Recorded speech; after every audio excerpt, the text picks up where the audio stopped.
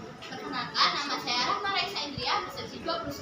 Perkenalkan, nama saya Judin Aurelia Aurelia. Perkenalkan, saya David Chandra, nomor referensi 10.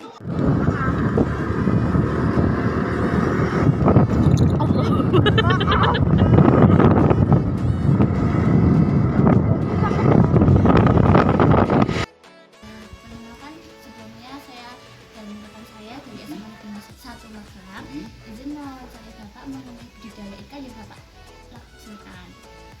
Sebelumnya Bapak boleh berkenalan diri terlebih dahulu. Siap, nama saya Napolis.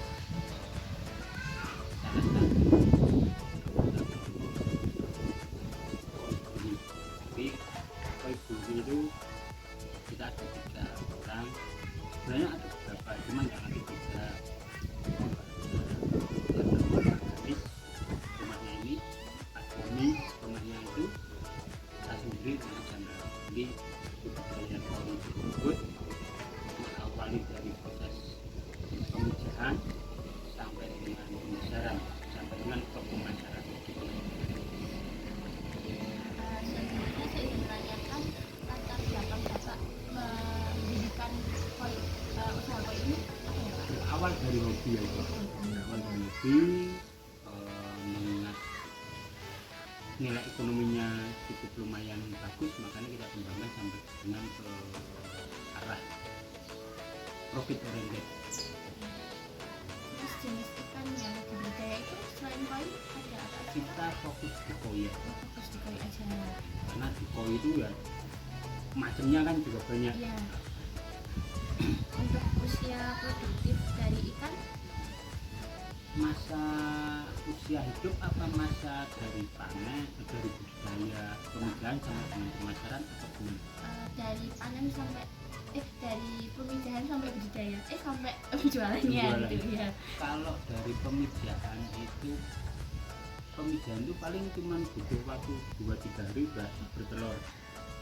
Cuma kalau telur tersebut nanti menetas akan 3 hari sampai 4 hari. Berarti estimasi pemijahan sampai dengan jadi buraya itu sekitar 7-10 hari. Nanti habis itu kita tebar di sawah, di kolam sawah. Nanti usia 1 bulan, 3 minggu sampai 1 bulan, melihat kondisi ikannya kita sortir yang sekiranya layak untuk dilanjutkan dibesarkan itu dikembalikan, yang sekiranya rejectnya kita jual di luar atau enggak dibuat pakan ikan predator itu enggak. Itu berarti estimasi sampai dengan penjualan relatif tergantung kita Misalnya ikan grade-nya ikan, iya, kelasnya ikan. iya. Terus buat pakan ikan koinya sendiri itu tuh apa ya Pak kalau boleh tahu? Dari awal ya, biasa kita pakai butir air Iya. ya. Terus nanti selang katakan 2 minggu sampai dengan 3 minggu kita kasih sutra. Nanti setelah dirasa dia bisa makan pelet, kita kasih pelet gitu. Nanti semakin besar tinggal ukuran peletnya aja yang berbeda. Jadi pelet yang dari nomor paling kecil sampai dengan yang paling besar. Kalau merek relatif tergantung kondisi perekonomian kita. Iya. Terus buat perawatan ikan koi sendiri itu tuh menurut Bapak tuh susah atau mudah atau ada cara-cara khususnya gitu buat perawatan ikan koi sendiri? Kalau proses perawatan sebenarnya dibilang mudah sebenarnya ya enggak mudah, dibilang susah sebenarnya ya enggak susah banget. Yang penting gini, ikan koi itu ketika kita budidaya dari awal sampai dengan pemasaran lah ini, normalnya itu kita enggak ada kendala-kendala, paling cuman pemangsa alami gitu. Cuman kalau penyakit ya itu enggak sering-sering banget, kecuali kita mendatangkan ikan baru dari luar, kita masukkan dalam satu kolam yang sudah ada kolamnya, itu nanti crash bakteri dan lain sebagainya. Cuma pada dasarnya tidak begitu kesulitan. kalau buat kan itu ada kolam ikannya, kolamnya itu tuh airnya digantinya Di sawah apa di display yang ditanyakan? yang di sawah Yang ya. di sawah. Kalau di sawah kan air ngalir terus mbak. Ya. Jadi air ngalir masuk. Jadi katakan dari irigasi, dari sumber mata air masuk ke kolam sawah kembali lagi ke irigasi. Jadi dia jalan terus. Oh kayak berputar gitu ya Nah, Pak. berputar. Sirkulasinya gitu. Keluar, masuk air dari sumber mata air atau irigasi masuk ke kolam kembali lagi ke jalan. Cuman kalau di kolam yang display atau kayak gini dia sirkulasi. Nggak ada kayak ganti ya ganti tapi Pergantian air. ya tapi nggak secara langsung kayak diambil dua Oh enggak. ada ya. Enggak. Jadi diputer aja. Paling nanti ketika dirasa airnya udah jenuh, kita dripping. Dripping itu air yang di kolam kita kurangi, sekaligus kita tambahin air dalam waktu yang sama. Itu namanya dripping. Cuman kalau diganti total, jarang sekali. Kecuali faktor X yang menyebabkan kita harus ganti air. Buat kesehatan ikan itu bisa dilihat dari mana gitu Pak? Kalau ikan koi itu ciri-ciri ketika dia punya gejala apapun penyakitnya, dia mesti mojok, dia menyendiri. Oh iya.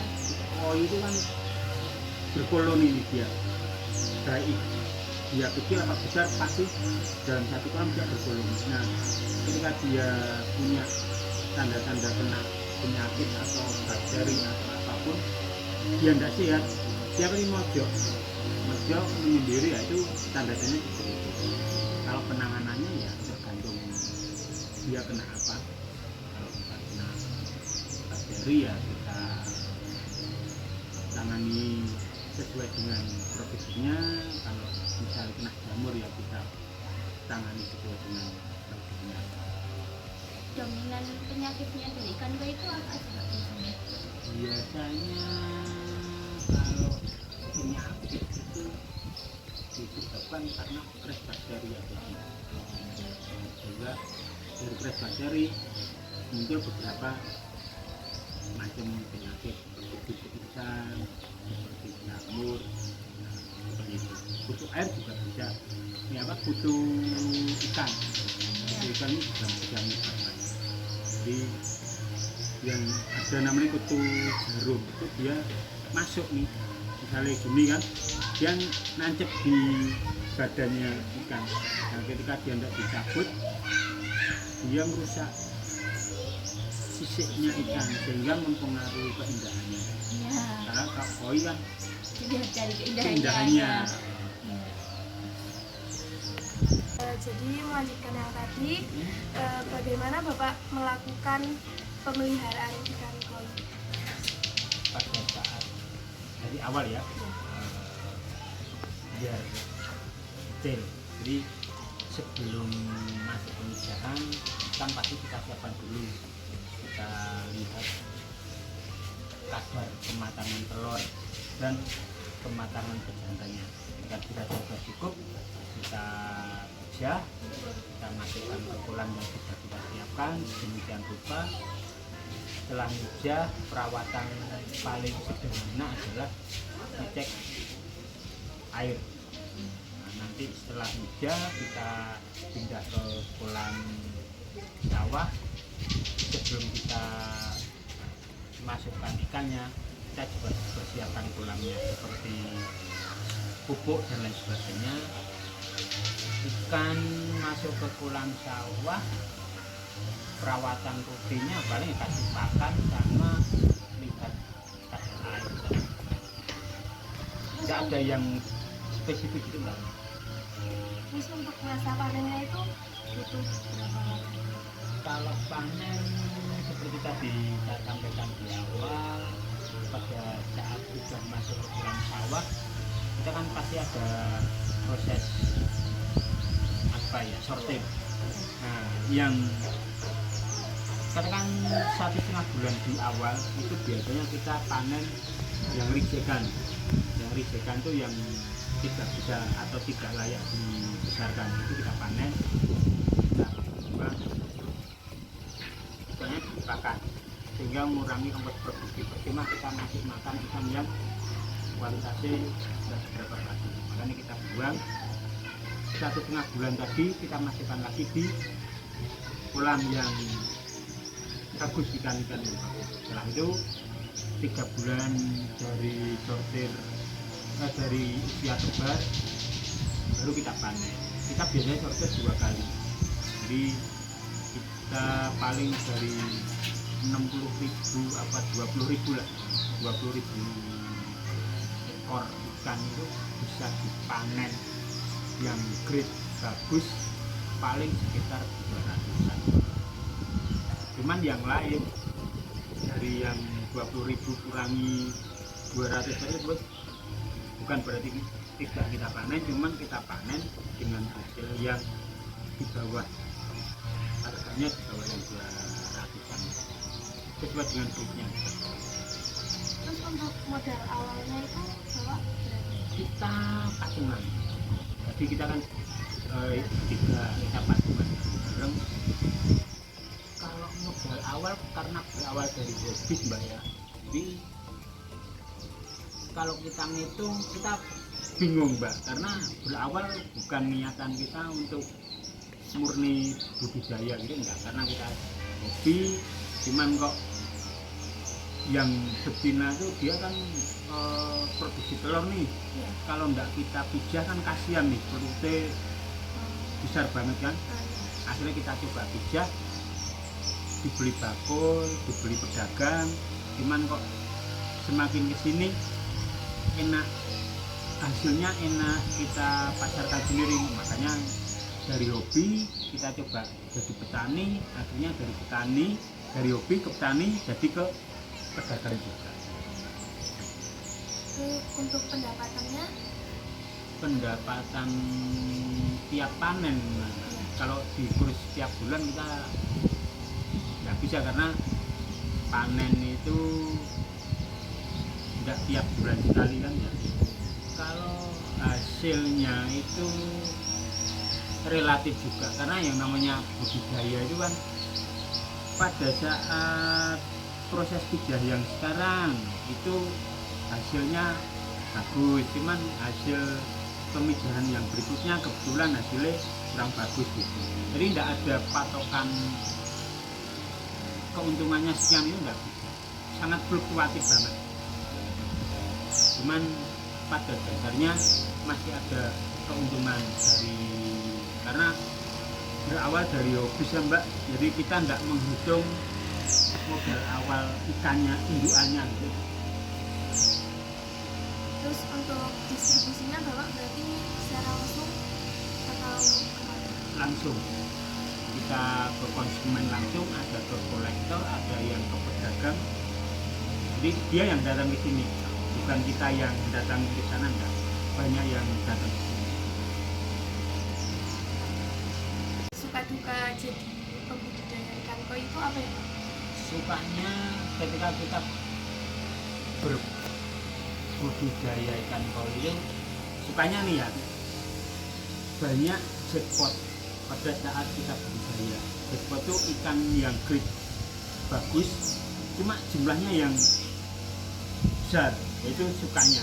Jadi biasanya presentasinya kan kecil banget nih ikan yang grade bagus, cuman sukanya itu ya itu ketika dapat jackpot yang banyak, itu sukanya. Kalau dukanya gitu ya kita banyak sekali, banyak dukanya ada kayaknya.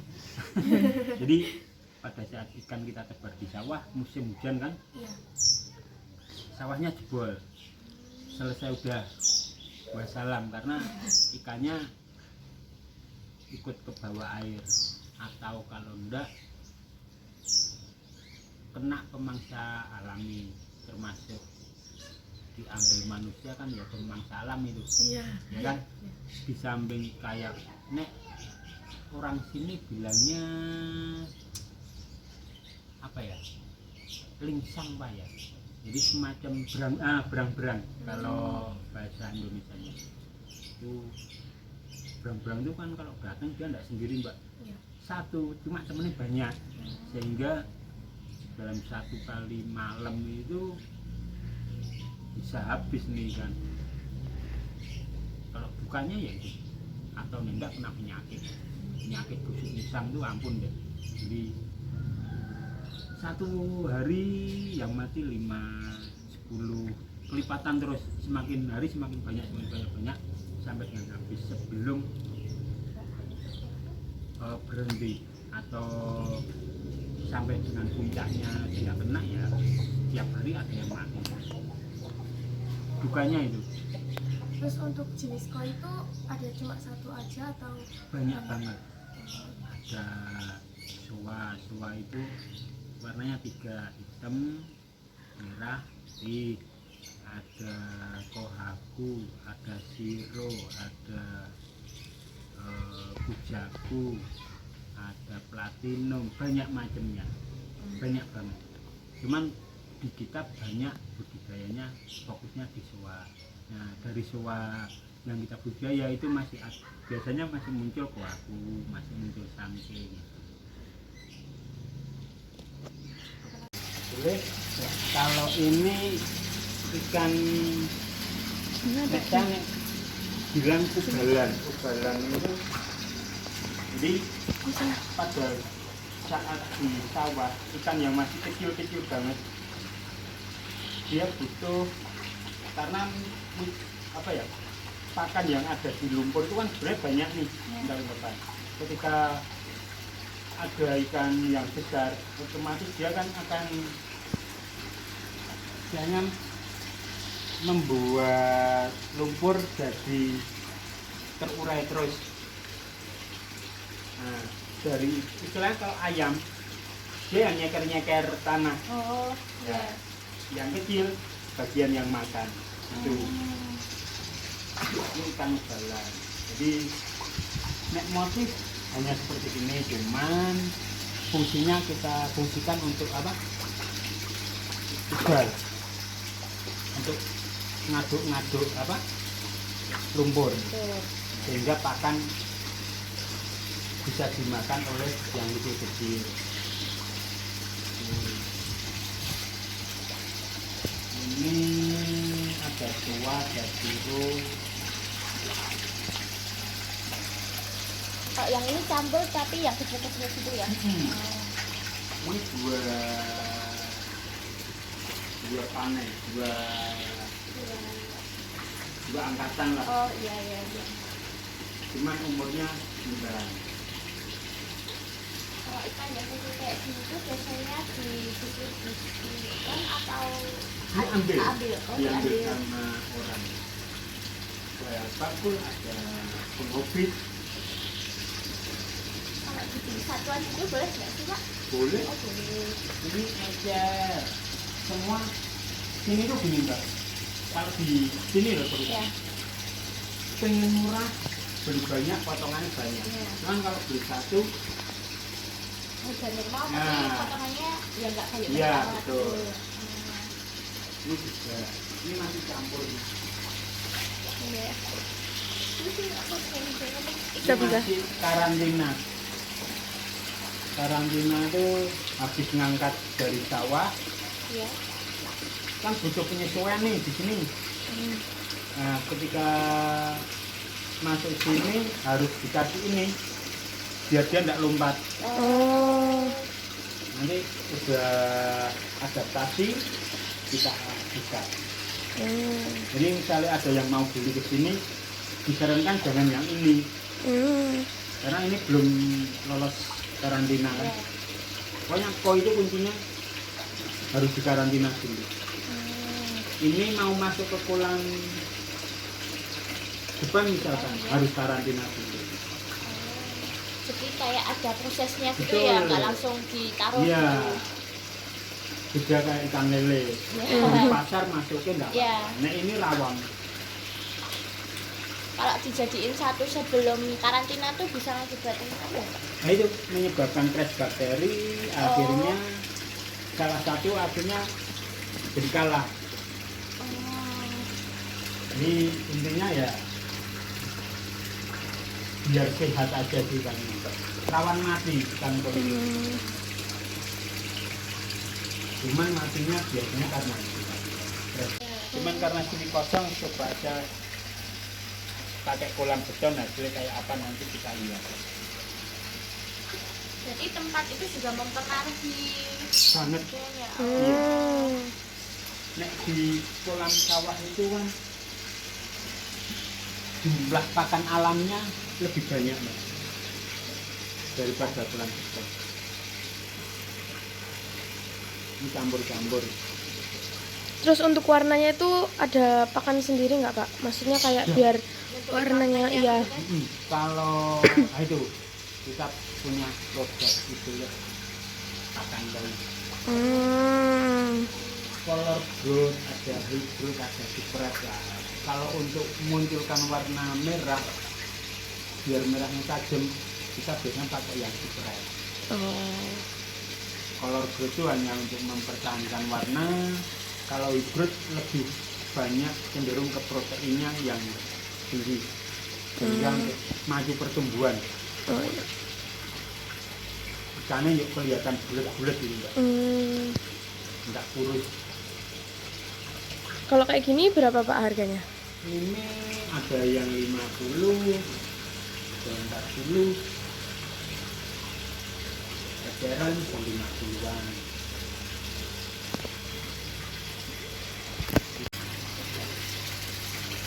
Kalau yang ini apa Pak? Ini kohaku.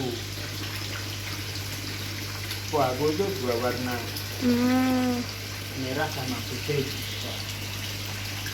Kalau yang 2 warna sama 3 warna lebih mahal yang mana Pak? 3. Tergantung polanya. Oh.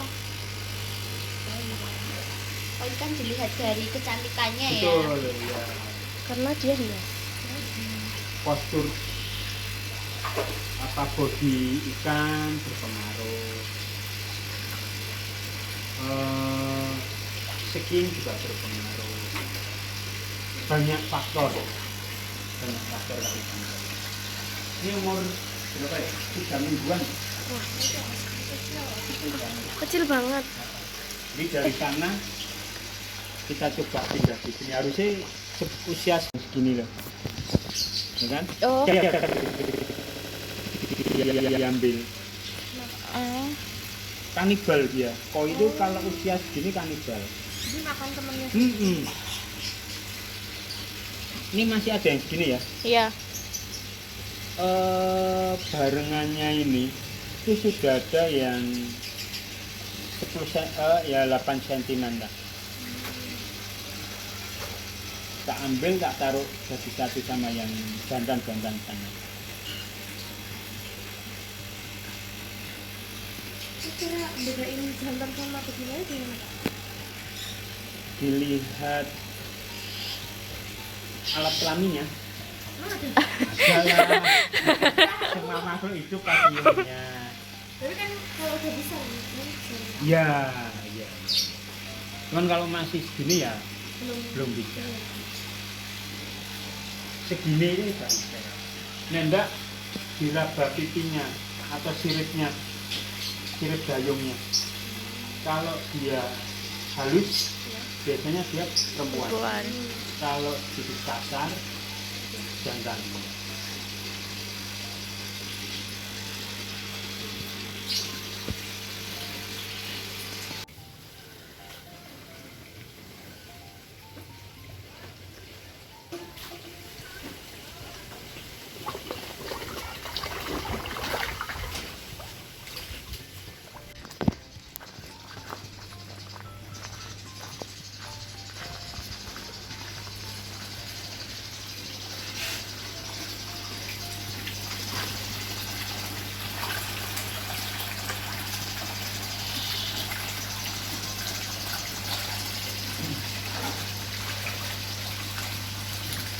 Terima kasih Pak atas informasi yang telah diberikan dan waktu Bapak mau kita wawancarai.